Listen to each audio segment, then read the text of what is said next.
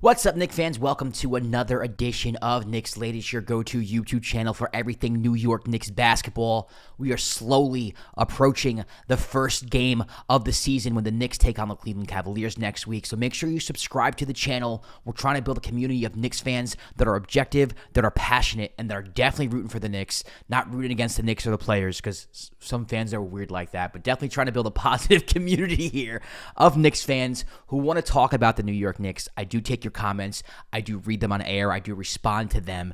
I definitely want to get a whole community here talking about the most anticipated season going in. It has to be since the Ewing era, in my opinion. I'm in my 30s, and I haven't been this excited or this optimistic about a Knicks team since probably the 90s. So definitely a year the Knicks can make the NBA Finals. Definitely a year the Knicks can win the NBA Finals. And we want to have as big a community as possible. All right, let's get into it. News of the day, Malcolm Brogdon's retiring. Didn't know that was happening. If you would have watched this show, you would have thought I had him as a lock to make the roster. I think a lot of Knicks fans probably thought he was a lock to make the roster. He didn't shoot too well during the preseason. He did look old in spots, but you did see the vision there. You did see somebody who can control an offense, somebody who was smart, making high IQ plays, pushing the basketball in ways Mike Brown wanted him to do so, keeping the ball moving, working well in the pick and roll, coaching up, someone like Ariel Hukporti and the younger guys, veteran leadership. You saw all that during the preseason, despite the fact that he didn't shoot too well during the preseason. You figured he'd get those cobwebs out once the season started, being that he's a veteran, being, that we've saw him play at a high level throughout his whole career. But he's decided to call it quits, and this is a personal decision, obviously. When I think about someone retiring right before the season starts with the injury history that Malcolm has, you start to think, you feel bad for them because they're going through stuff mentally. Their body's not as physically, adept as they used to be. And it's just like, it stinks from a Knicks fan perspective because you're looking forward to having him on the roster and you think he can contribute to a championship. And the way he was talking when he was first signed, he was expecting to get rotation minutes. And Shams dropped the report that Malcolm Brogdon is going to get rotation minutes. Like, this signing is for real. He's going to make the team. And now all of a sudden, couple months later, a month later, he's not even on the team. He decides to retire. I think it just shows you, how hard it is to be an athlete, how hard it is to be an NBA player, keeping up with the body and just keeping up with the mind. And I think sometimes people just get tired, man, and you just have to let it go. You got to tip your cap to him. Thank you for, at least trying. He didn't bail in the middle of the season. There's still time left for the Knicks to make a decision here, to make roster moves here, so that his absence isn't felt at all, if I'm being honest with you, because he was never on the team to begin with. It's just unfortunate because I was looking forward to having him as a Knick. But Malcolm's solid career, man. Rookie of the year, sixth man of the year. Solid career. Just a solid pro. I was hoping to see him in a Knick uniform, but at the end of the day, it is what it is. And you can't fault the guy for taking a path in life that he wants to take. So good luck to you, Malcolm, the rest of the way in whatever endeavors you decide to pursue after your NBA career. Now, what does that mean for the Knicks? Well, that means now, either Landry Shamet or Garrison Matthews is going to get that open spot. And now if the Knicks have to trade, they don't even have to trade for one open spot here. They only have one player to free up. That's if they do trade. Right? You might just bring on Landry Shamet or Garrison Matthews and say, you know what? I kind of want to keep the young guys now. There's no need to move them. It might be worth keeping Adadier and seeing what he grows into than rather having a Garrison Matthews at the end of the bench who doesn't even get playing time half of the games, right? So now Leon Rose has to make this decision. I'm wondering what it's going to be. I was a big proponent for signing Landry Shamet throughout the whole offseason when it came down to the fact that the Knicks had one spot left. The options were dwindling down. Shamet made the most sense to me because he's somebody who can spot up and hit the three. And he's also someone who can defend the wing. You could put him at the small forward position, which I do think is a position that the Knicks need help in. He's somebody who can spread the floor. He's not going to get in the way of Jordan Clarkson or Deuce McBride. He kind of plays a different position than the two. So I do think he fits the bench rotation better than someone like a Malcolm Brogdon, who the Knicks just lost to retirement. So I think that the Knicks are going to go there. You also saw him last year in the Eastern Conference Finals against the Indiana Pacers, and he played well in that final series. So you have like proof of concept, like, okay, if we put this guy in, he's not going to panic, he's going to be okay. So to me, I think that's where they're going to go. Garrison Matthews is somebody who can spread the floor, he can shoot the three. He's bounced around the league. he made a comment that if he doesn't make the team, he's not going to the G League. Like, he's just, he's past that in his career, which I totally understand.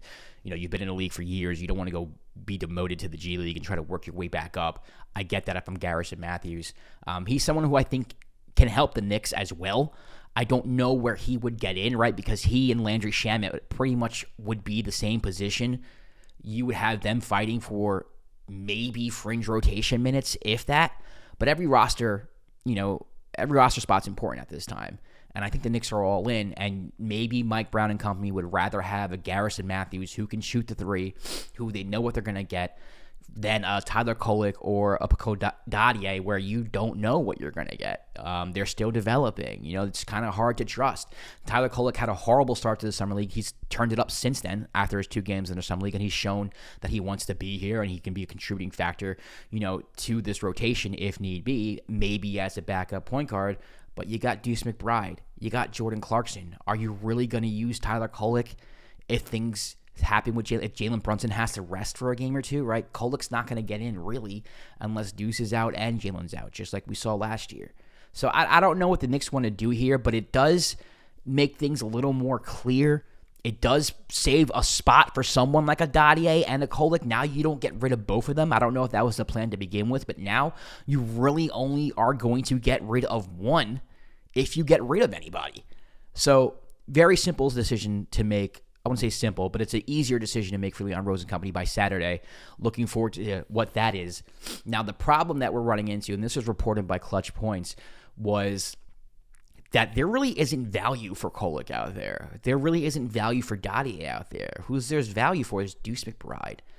Teams want Deuce McBride. When Knicks are making these phone calls and they're asking, hey, are you willing to trade such and such, they don't want Kolek, they don't want Dadier, they want Deuce. And I get that because Deuce is a contributing player off the bench.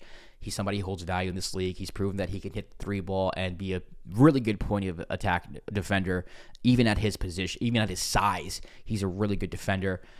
He holds value in this league. The other players don't really hold any value whatsoever. So the Knicks are making these phone calls, and teams are like, yeah, I mean, I don't want Kolek. I don't want Dottie. You can't do anything. There's nothing you can do for me here. What am I getting in here? There's no value that the Knicks are offering. And I think that's what Leon Rose and company are having trouble with right now. It would not surprise me if they don't pull a trigger on the trade because of that. They're not getting rid of this. I'd be shocked if the Knicks traded Deuce McBride to open up a roster spot for Landry Shamet or Garrison Matthews. It's just not happening. So Deuce is definitely staying.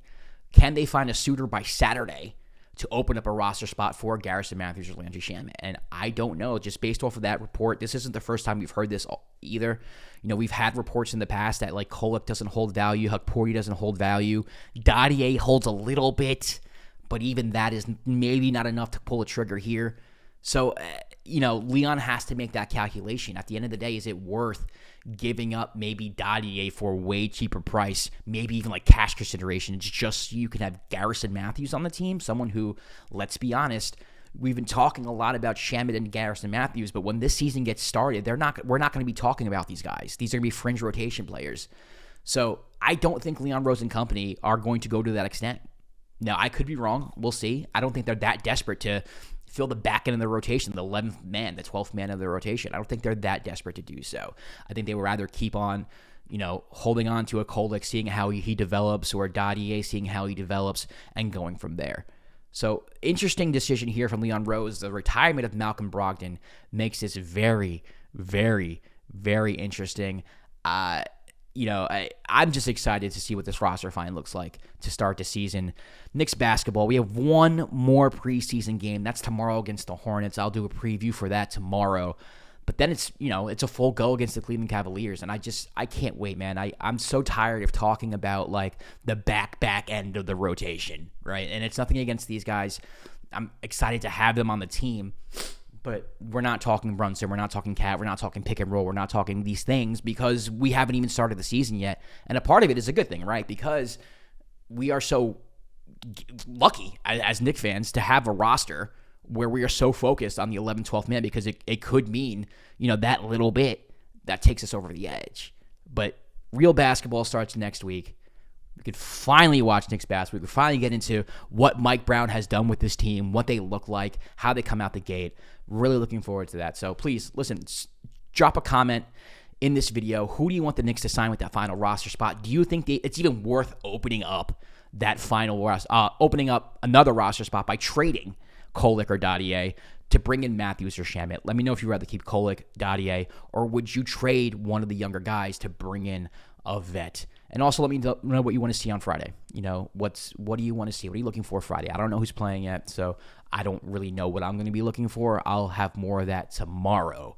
But definitely let me know in the comments what you think. Subscribe to the channel, and I'll see you tomorrow for an episode of Knicks Latest. Peace.